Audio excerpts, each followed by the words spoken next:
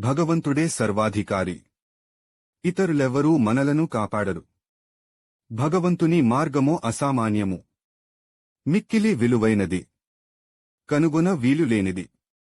వారి ఇచ్ఛానుసారమే మనము నడుస్తాము. చేసేవాడు, చేయించేవాడు అన్నీ ఆ దైవమే.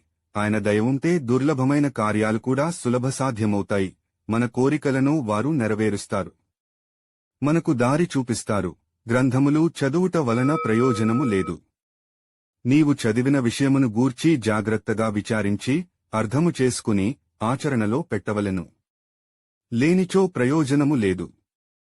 గురువు అనుగ్రహము లేని ఉత్త పుస్తక జ్ఞానము నిష్ప్రయోజనము. ఎవరు గురువునే తన్మయంగా చూస్తూ వారిని నిండు హృదయంతో సేవిస్తారో వారి సన్నిధి నుండి ఎవరూ రిక్తహస్తములతో బయటకు పోరు.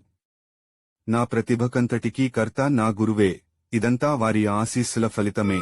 ప్రాపంచిక విషయాలన్నింటినీ మరచి నా నామమునే స్మరిస్తూ, నా పూజనే చేస్తూ, నా లీలలను, చరిత్రను మననము చేస్తూ, ఎప్పుడూ నన్ను జ్ఞప్తియందు ఉంచుకొనువారిని ప్రాపంచిక విషయాల నుండి బయటపడేసి, రోగములను నివారించి, మరణము నుండి బయటకు లాగి ఆనందమును ఇచ్చెదను.